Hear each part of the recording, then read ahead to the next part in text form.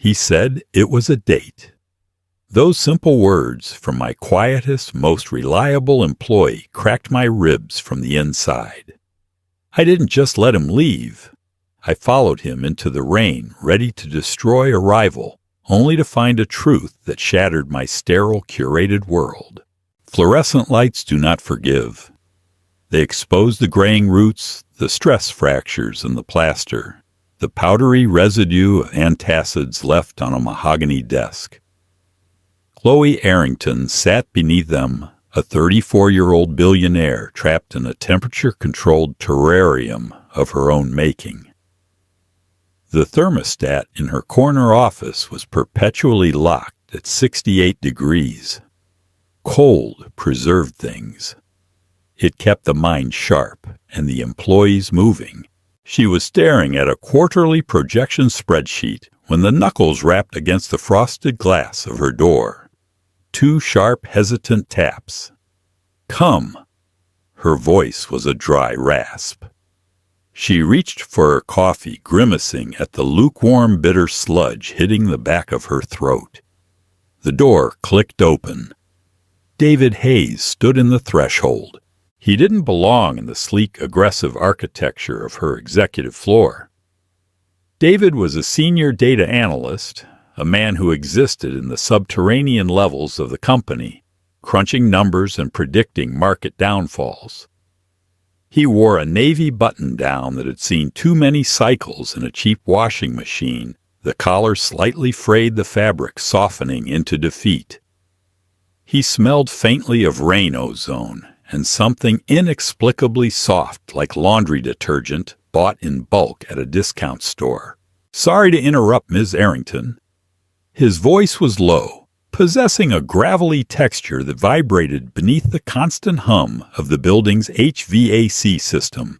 "You rarely do, David." Chloe didn't look up from her screen, though her eyes had stopped processing the numbers the second he walked in. She was acutely aware of his presence. It was an irritating glitch in her usually flawless internal operating system. He didn't sweat when he spoke to her. He didn't stammer. He just stood there, grounded his shoulders, carrying a heavy but manageable exhaustion. "I need to request an early departure today." 4 o'clock. Chloe's finger paused over the trackpad. The mouse cursor froze over a cell containing a 7-figure sum. She dragged her gaze up, cataloging him. Dark circles bruised the skin beneath his eyes. A faint shadow of stubble dusted his jaw, an oversight that told her he had rushed his morning routine. "We have the merger finalization on Monday," she said, her tone meticulously flat. "I assumed you were leading the weekend stress test on the servers. The stress test is automated, set to run at midnight. The team knows the protocol." He shifted his weight, his worn leather shoes squeaking faintly against the polished hardwood. "I've put in 60 hours this week, Chloe. I need to leave at 4. He used her first name. He only ever did that when he was tired, when the corporate veneer stripped away to reveal the exhausted human underneath. A strange, sharp heat flared in her chest. "Is there an emergency?" she asked. She leaned back in her ergonomic chair, the mesh creaking. She wanted him to say he was sick. She wanted him to say his car broke down or his pipes burst, or anything mundane and fixable with the money she had in abundance. David looked away. A subtle, almost imperceptible softness entered his eyes, dissolving the harsh lines of his face. He reached up, rubbing the back of his neck, a gesture of vulnerability that made Chloe's stomach tighten. "No emergency," he said, a small, genuine smile pulling at the corner of his mouth. "I have a date." The word hit the pristine air of the office and detonated. Chloe didn't flinch. She had spent a decade mastering the art of absolute stillness. She had sat across from hostile boards and predatory investors without blinking, but beneath her tailored silk blouse, Her heart executed a violent, erratic stutter. A date. Why did it matter? He was an employee, a line item on her payroll. But her mind aggressively cataloged the reality David Hayes, who brought her heavily annotated files at 8 p.m. on Fridays without complaint. David, who quietly left a bottle of premium ibuprofen on her desk last month when he noticed her rubbing her temples. David, whose quiet competence was the only anchor in a company full of sycophants. "I see," Chloe managed to say. Her throat felt coated in dust. She swallowed hard, tasting the stale coffee acid rising in the back of her mouth. A date. On a Friday afternoon. It's a special occasion. His smile widened just a fraction.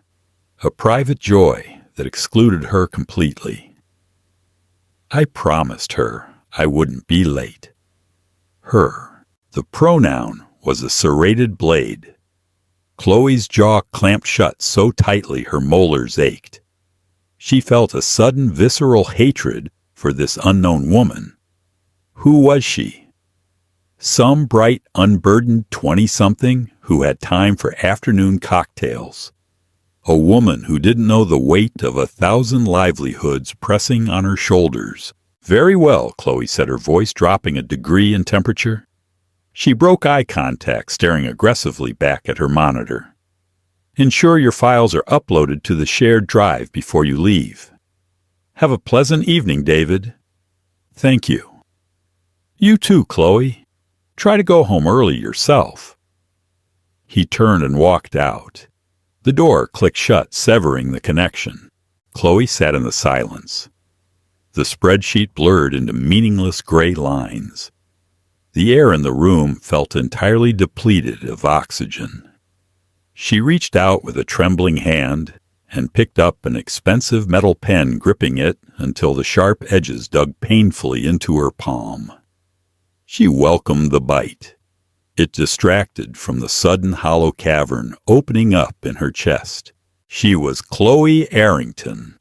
She controlled shipping lanes, manufacturing hubs, and hundreds of millions of dollars. But sitting in her cold, quiet office, listening to the muffled footsteps of David Hayes walking away to meet someone else, she had never felt so utterly, pathetically bankrupt. By 3:45, the silence in the executive suite was deafening. Chloe had read the same paragraph on a legal brief 5 times, retaining nothing but the faint scent of ink. Her pulse throbbed in the webbing between her thumb and forefinger. She stood up. Her chair rolled back and hit the glass wall with a dull thud. She didn't know what she was doing until she was already shrugging on her charcoal trench coat. Her movements were jerky, uncoordinated. She bypassed her assistant's desk, ignoring Sarah's surprised upward glance. "Cancel my 5 o'clock. Chloe snapped, not breaking stride as she hit the elevator call button. "But, Ms. Arrington, it's the cancel it." The elevator doors parted. She stepped in, watching Sarah's bewildered reflection disappear as the steel doors slid shut. The descent was a nauseating drop, her stomach floating into her ribs. She was acting unhinged. She knew it. The logical, ruthless CEO side of her brain was screaming, cataloging this behavior as erratic, unprofessional, and borderline obsessive. "Let him have his life," the voice reasoned. "You pay him for his time, not his soul." But another older part of her, the part that had been abandoned, betrayed, and left to freeze in the corporate wilderness, demanded to know who was capable of putting that soft, unguarded smile on David's face. The subterranean parking garage smelled of damp concrete exhaust fumes and cold dust.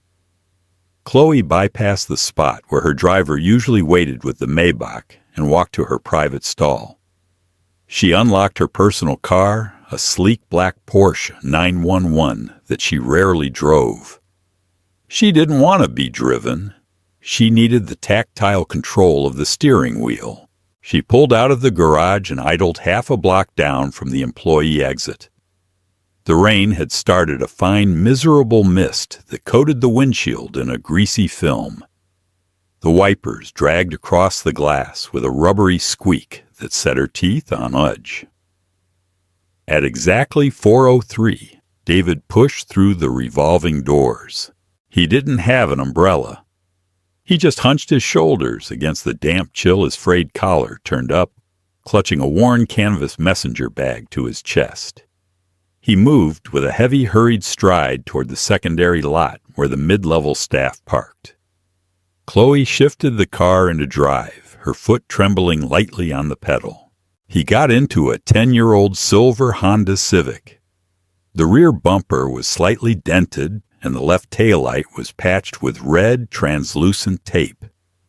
It was a humble, battered machine, a stark contrast to the leather-wrapped cockpit where Chloe sat surrounded by digital dials and polished carbon fiber. The Civic pulled out into the Friday afternoon traffic. Chloe followed. Tailing someone was not a cinematic experience. It was an agonizing, clumsy exercise in anxiety. The streets of the city were clogged with delivery trucks, aggressive taxis, and weary commuters. Chloe kept two cars between them, her knuckles bone white on the steering wheel. The air conditioning in the Porsche blasted cold air, yet a bead of sweat rolled down her spine, soaking into the silk of her blouse. She felt profoundly stupid.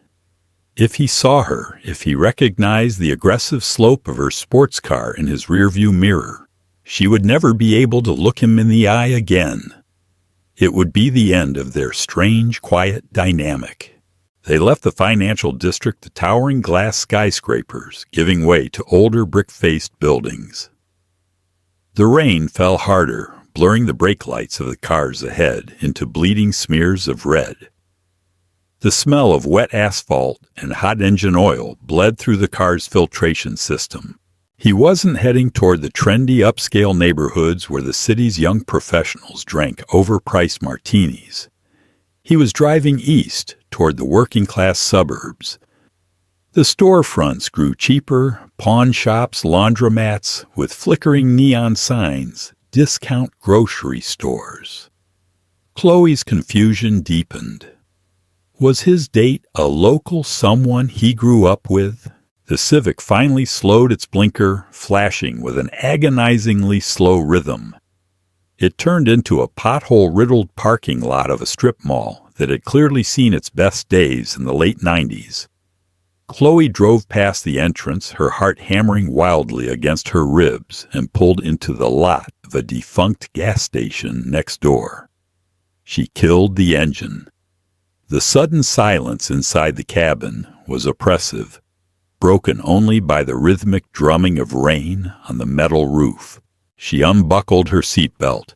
Her hands were shaking so badly she fumbled with the door handle twice before it clicked open. Stepping out into the rain, she instantly regretted her footwear. She was wearing $1,000 Italian leather pumps. The moment her foot touched the ground, she stepped into a shallow depression filled with oily puddle water. The cold seeped through the thin sole, instantly freezing her toes. She didn't care. She slammed the door shut and pulled the collar of her trench coat up around her ears, bowing her head against the drizzle. She walked toward the strip mall, keeping to the shadows of the overhangs. The air smelled of wet garbage, cheap exhaust, and frying grease. She tracked David's path. He had parked the Civic and was walking briskly toward a storefront anchored at the far end of the mall. Chloe stopped behind a concrete pillar leaning around it. Her chest heaved. Her lungs burned. She felt like a voyeur, a predator, trespassing in a world where she held no power. The sign above the door David walked into read Mario's Pizza and Arcade. It was buzzing the M and the O, completely burnt out. A pizza parlor. Chloe thought the cynical machinery in her brain stalling. He rushed out of a multi-billion-dollar logistics firm, practically begged for time off to take a woman to a run-down Greasy Spoon arcade in the suburbs. She had to see her. She had to see the woman who commanded this level of devotion. Chloe stepped out from behind the pillar and walked toward the glowing, condensation-fogged windows of the pizzeria. The rain was coming down in thick, heavy sheets, now plastering Chloe's perfectly blown-out hair to her cheeks. She barely felt it. She crept up to the side of the large plate glass window of Mario's Pizza. The glass was opaque with steam and greasy condensation from the inside, layered with streaks of grime on the outside. She pressed her shoulder against the cold, damp brick of the building, leaning her face close to the glass. She wiped a small circle clean with the sleeve of her expensive coat, uncaring as the dark fabric soaked up the dirty moisture. Inside, it was a chaos of primary colors and loud noises. She couldn't hear the arcade games, but she could see the flashing strobe lights reflecting off the cheap linoleum floor. The air venting out from a nearby exhaust fan hit her face. A heavy, suffocating blast of garlic powder burned mozzarella and wet dough. She scanned the booths. It took her a few seconds to find him in the crowded, chaotic room. David was sitting in a red vinyl booth near the back. He had taken off his damp coat and rolled up the sleeves of his frayed navy shirt, exposing forearms dusted with dark hair. He was looking at his watch, his expression tense. He was waiting. Chloe held her breath. The cold water from the puddle had thoroughly soaked her right foot, sending aching cramps up her calf. But she remained motionless. Her stomach twisted into tight, painful knots. She braced herself to see the woman. She braced herself to see a beautiful, effortless creature slide into the booth. Someone who would reach out and touch David's hand. Someone who owned the spaces in his life that Chloe couldn't even buy access to. The bell above the pizzeria door jingled. Chloe couldn't hear it over the rain, but she saw the owner behind the counter look up. David's head snapped toward the entrance. Chloe watched his profile. The transformation was instantaneous and entirely devastating. The exhaustion, the corporate weariness, the heavy slump of his shoulders, it all vanished. His face broke open into a smile so vast, so blindingly pure, and full of unfiltered joy, that Chloe physically recoiled from the window as if she had been struck. She had never seen a human being look at someone like that. It was raw devotion. She forced herself to look back through the smeared circle of glass. She tracked his line of sight toward the front of the restaurant. A woman wasn't walking toward him.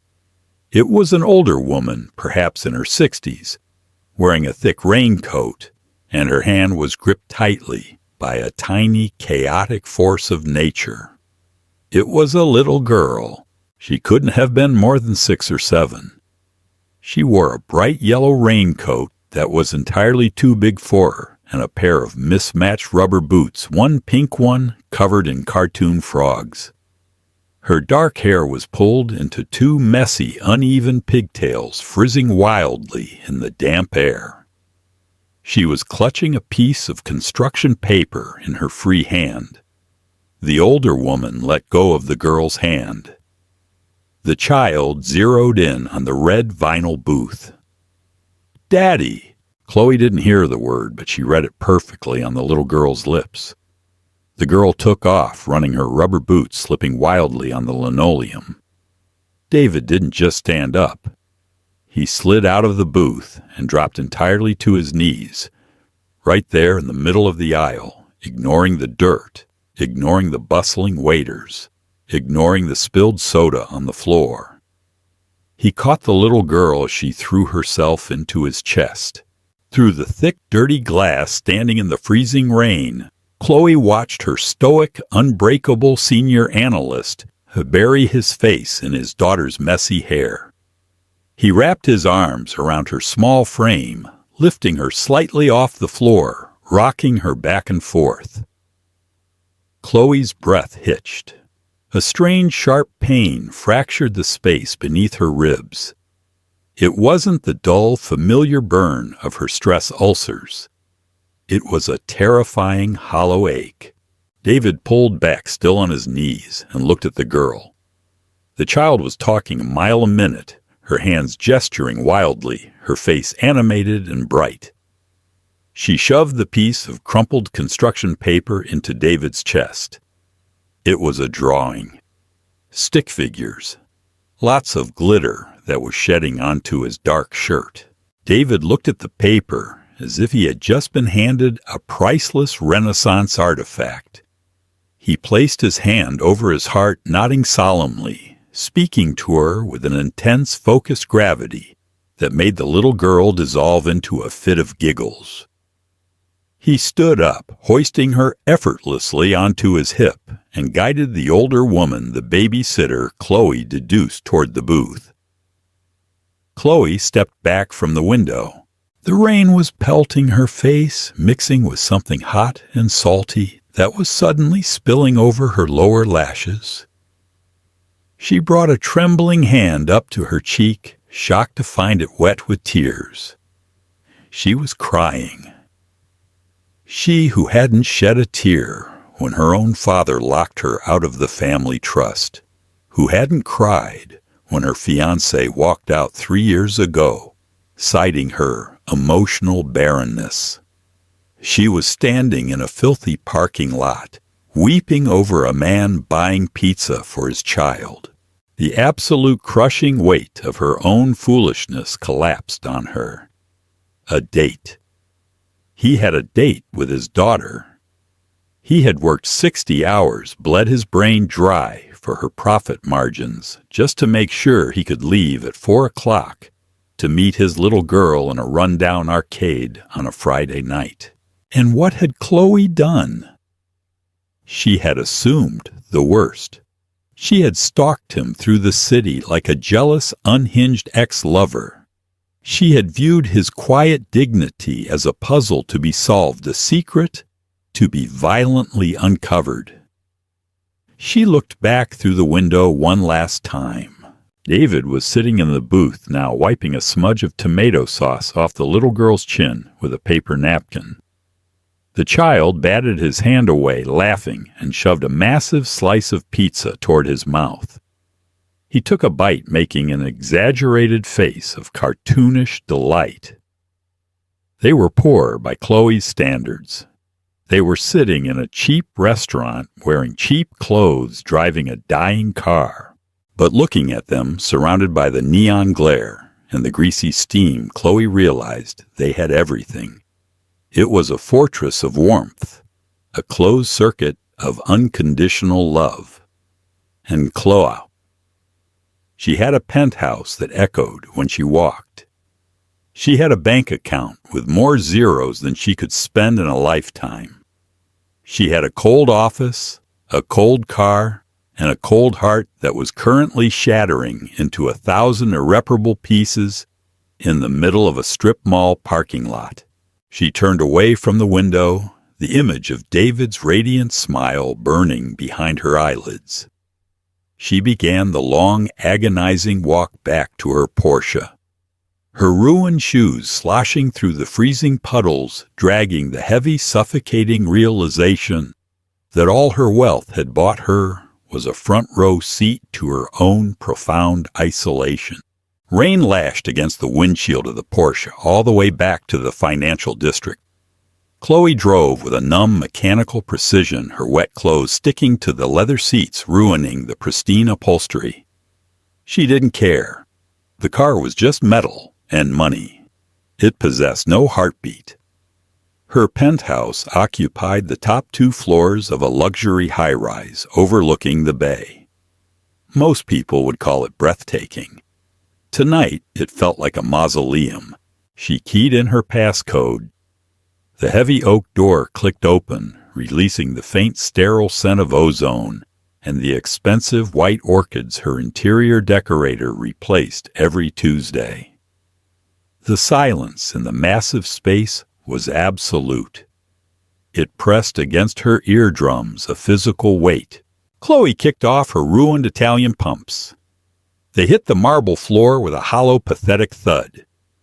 She didn't turn on the main lights, navigating by the ambient orange glow of the city filtering through the floor-to-ceiling windows. She walked straight to the kitchen, a masterpiece of stainless steel, an imported slate that she had never cooked a single meal in. Opening the liquor cabinet, she bypassed the $1,000 scotch and grabbed a bottle of gin a board member had left behind months ago. She poured 2 fingers into a highball glass and drank it neat. It burned her throat, tasting sharp like juniper and rubbing alcohol. It was grounding. Setting the glass down, she opened her laptop on the marble island. Her fingers hovered over the keyboard, trembling slightly. She shouldn't do this. It was a violation of privacy. But the dam inside her had already broken, and the floodwaters were demanding context. She logged into the secure HR server, bypassing layers of encryption with her administrative access, and pulled up David Hayes' employment file. The blue light of the screen washed over her pale face as she read. David wasn't just a data analyst. The background check revealed a past that made her own cutthroat corporate history look entirely juvenile. He had spent 8 years in the military before finishing his degree. Not logistics like she would have assumed. He was a combat medic, deployed twice. Honorable discharge with commendations he had never once mentioned in an interview or a performance review. Chloe slumped back against the cold granite counter. A combat medic. He had literally held bleeding, broken people together in the dirt. No wonder the pressure of her office never seemed to touch him. No wonder he didn't flinch when she threw tantrums over fluctuating quarterly margins or screamed about server downtimes. He had navigated real life-or-death chaos. Her corporate emergencies were just noise to him. She scrolled down to the emergency contacts. Primary Evelyn Hayes' spouse, deceased. Date of passing 3 years ago. Chloe closed her eyes. The gin roiled in her empty stomach. 3 years ago, right around the time he took this lower-level data job, stepping back from whatever high-trajectory career he could have pursued. He had chosen regular hours. He had chosen the subterranean floor of her building because it offered stability for the little girl in the yellow raincoat. He was a widower raising a daughter alone, carrying the grief of a lost wife and the heavy ghosts of a combat deployment. Yet he still managed to look at that child with a smile that could power a city grid. And Chloe, she had spent the afternoon tracking him down like a feral dog, desperate to ruin a romance that didn't even exist. She slammed the laptop shut. The sharp crack echoed through the empty penthouse. She slid down the front of the kitchen island until she hit the floor, pulling her knees to her chest. She wrapped her arms around her damp legs, baring her face in the expensive wool of her ruined coat, and finally let the ugly, gasping sobs tear their way out of her chest. Monday morning arrived with the subtlety of a firing squad. Chloe sat at the head of the boardroom table, impeccably dressed in a tailored charcoal suit, her hair pulled back into a severe, unforgiving knot. She had spent 2 hours in a makeup chair, paying a professional to hide the bruising bags under her eyes. She looked like a weapon. She felt like fragile glass. The merger stress test meeting was in full swing. 12 department heads sat around the polished mahogany table, sweating through their expensive shirts as they bickered over projected server loads. David sat near the back by the door. He was wearing a pale blue shirt today. the collar slightly less frayed than Friday's, holding a tablet and quietly taking notes. He looked rested. The dark circles under his eyes had faded slightly. Chloe couldn't stop looking at his hands. They were broad, the knuckles slightly calloused. Hands that had patched up soldiers. Hands that had folded construction paper covered in glitter. Every time he tapped the screen of his tablet, a phantom ache flared behind her ribs. "Ms. Arrington!" Chloe blinked, snapping her focus back to the present. The VP of Operations, a slick, over-caffeinated man named Peterson, was staring at her expectantly. "The server load," Peterson repeated, clearing his throat.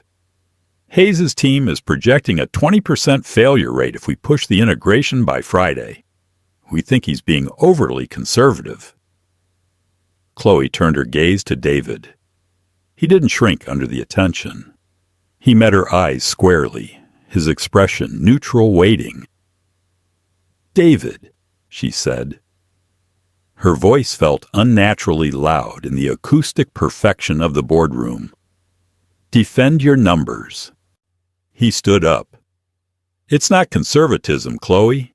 It's structural reality. The legacy architecture of the acquired company has deep fragmentation. If we force the data migration without a patch, the servers won't just fail. They'll corrupt the existing backups." Peterson scoffed. "We can manage a little data loss. The board wants the merger closed. You can manage it until the clients realize their encrypted files are reading as scrambled code." David replied evenly, not looking at Peterson, keeping his eyes locked on Chloe. "I advise a 48-hour delay. I can write the patch, but I need the weekend." "Unacceptable," Peterson snapped. "We promised, approved." Chloe cut in. The room went dead silent. You could hear the faint, high-pitched hum of the overhead projector. Peterson looked as if he had been slapped. Chloe never approved delays. She broke people to meet deadlines. "Ms. Arrington, the optics," Peterson started. "The optics of a massive data breach are considerably worse." "Peterson," Chloe said coldly, her corporate mask sliding perfectly into place. "David will write the patch. We delay until Tuesday." She stood up, signaling the end of the meeting. "Everyone out. David, stay behind." The room emptied quickly, the executives scrambling to gather their folders, casting nervous glances at David as they filed out. The heavy double doors clicked shut, leaving them entirely alone. Chloe walked over to the floor-to-ceiling window, looking out over the gray sprawl of the city. Her heart was beating a frantic, irregular rhythm against her breastbone. She didn't know what she was doing. She had no strategy. She just knew she couldn't let him leave the room yet. "The patch will take time," David said behind her, his voice breaking the heavy silence. "I'll need to pull some late nights this week." "No." Chloe turned around. She gripped the back of her leather chair, her knuckles turning white. "No late nights," she said, her voice tighter than she intended. "You will work from 9 to 4. You will leave at 4 o'clock every day. If the patch takes longer, we delay the merger another week." David frowned, taking a slow step forward. The professional detachment in his eyes fractured, replaced by cautious confusion. "Chloe, that's not how this works. I told you I'd handle it. I don't need a reduced schedule." "I am mandating it." "Why?" His voice dropped an octave, the gravelly texture returning. "Is this a punishment for Friday? Because I asked to leave early." "A punishment?" Chloe let out a harsh, bitter laugh that sounded like tearing metal. "God, no. It's the opposite." "Then what is it?" He crossed his arms over his chest. He wasn't intimidated by her. He never had been. It was the veteran in him, she realized. He was assessing her the way he would assess a volatile variable in a hostile environment. "I looked at your file, David." The confession spilled out of her before she could stop it. "I pulled your HR records." His jaw tightened instantly. The soft, tired employee vanished, replaced by a rigid, guarded wall. "That's a breach of protocol, unless I'm under review." "You're not under review. Chloe faltered. The words were choking her. She had spent her entire adult life burying her vulnerabilities under piles of cash and NDAs. Stripping herself bare in a conference room felt like walking into a fire. She looked at the carpet. "I followed you on Friday." The silence that followed her confession wasn't just heavy, it was suffocating. The hum of the projector seemed to amplify a screeching backdrop to the total collapse of her professional dignity. "You what?" David's voice was dangerously quiet. Chloe forced her head up. She had to look him in the eye. She owed him that much pain. "When you said you had a date," she started, her voice shaking violently. "I lost my mind. I don't know what I thought. I assumed you were meeting some woman. I was jealous. God, it sounds so pathetic, saying it out loud. I drove my car to the suburbs. I parked across the street from the pizzeria. I stood outside in the rain and looked through the window." David stared at her. His eyes were wide, dark, and utterly unreadable. His chest rose and fell in a slow, controlled rhythm, the only sign of the adrenaline likely spiking in his blood. "You followed me to Mario's." He stated it not as a question, but as a grim, undeniable fact. "I saw her." Chloe's voice cracked.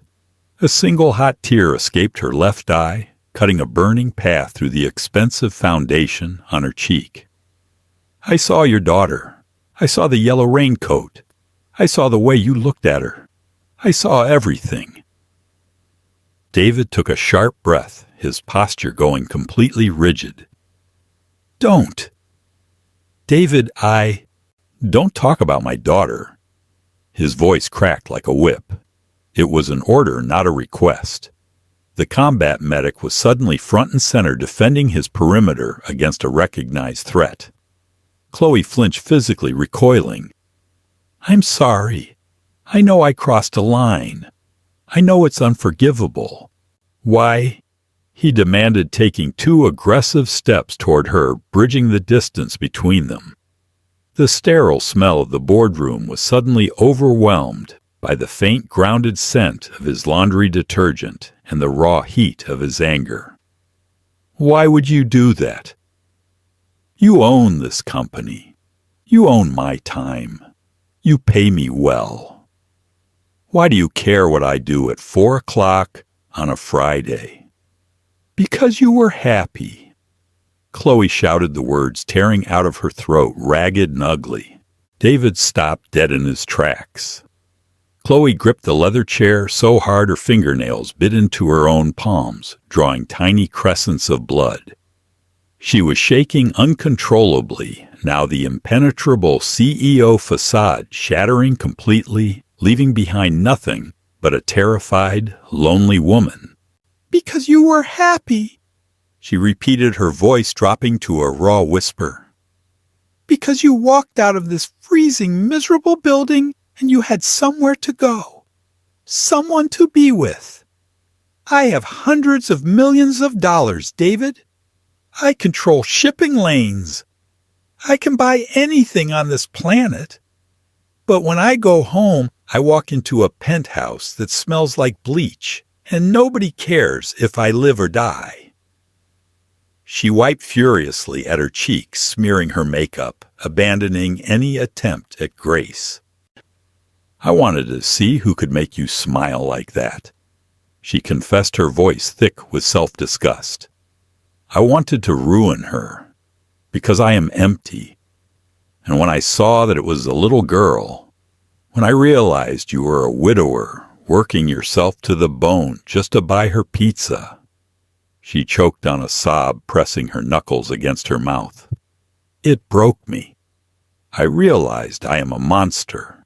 David didn't move. He stood 3 feet away from her, his anger slowly draining out of the room, replaced by a heavy, complicated exhaustion. He looked at her not as his boss, not as a billionaire, but as a deeply wounded, bleeding human being. The silence stretched out fragile and tense. Chloe turned away, unable to bear the pity she expected to see in his eyes. I will draft a severance package for myself, she said hollowly to the window. I will step down from day-to-day operations. I will ensure you are promoted to VP of Logistics with a salary that allows you to hire the best care for your daughter. You won't have to see me again. She waited for him to walk out. She waited for the sound of the heavy double doors clicking shut, sealing her fate. Instead, she heard the faint squeak of a leather chair being pulled out. Sit down, Chloe. She froze. She turned her head slowly. David was sitting at the head of the table, his tablet pushed aside. He leaned forward, resting his elbows on the mahogany surface, his hands clasped loosely together. The anger in his eyes was gone. What remained was a profound, weary kindness. Sit down, he repeated gently. Chloe's legs gave out. She practically collapsed into the chair next to him, her breathing shallow and erratic. You're not a monster, David said quietly. He looked at the smeared makeup on her cheeks, the terrified tension in her jaw. You're just starving. You've built a fortress so strong nothing can get in, but you forgot that means you can't get out. Chloe stared at him, her chest heaving. I stalked you. Yeah, you did. A faint, dry half-smile touched the corner of his mouth. It was incredibly creepy. If you weren't my boss, I'd probably file a restraining order. Chloe let out a wet, broken sound that was half laugh, half sob. David shifted in his chair, his expression turning serious again.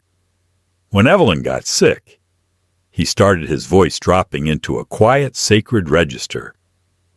I was terrified. I had faced mortar fire in Kandahar, but sitting in that oncology ward, I was completely broken. When she died, I wanted the world to stop. I wanted to freeze everything. But Sophie was 3. She needed lunch. She needed her shoelaces tied. She forced me to keep moving. He reached out slowly, his calloused fingers hesitating for a fraction of a second, before he gently rested his hand over Chloe's white-knuckled grip on the armrest. His touch was warm, solid, and incredibly grounding. You don't need to step down, he said softly, his thumb brushing against her skin. And I don't want a VP title. I want my regular hours. But maybe you don't have to go back to an empty penthouse every night. Chloe looked down at his hand covering hers. A terrifying, fragile warmth began to bloom in the center of her chest, thawing the ice that had encased her heart for a decade. What are you saying? She whispered. I'm saying, David replied, a genuine, imperfect smile breaking across his face, that Sophie's soccer team plays on Saturday mornings. The bleachers are cold, the coffee is terrible, and my daughter is aggressively bad at passing the ball. He paused, his dark eyes locking onto hers with a quiet intensity. But we usually get pancakes after. If you want to come. Chloe sat in the ruins of her corporate armor, the fluorescent lights buzzing above them. She looked at the man who had seen the absolute worst of her, the ugliest, most broken parts of her soul, and had decided not to run. She turned her hand over slowly, interlacing her trembling fingers with his. I don't know anything about soccer, she admitted, her voice thick with unshed tears.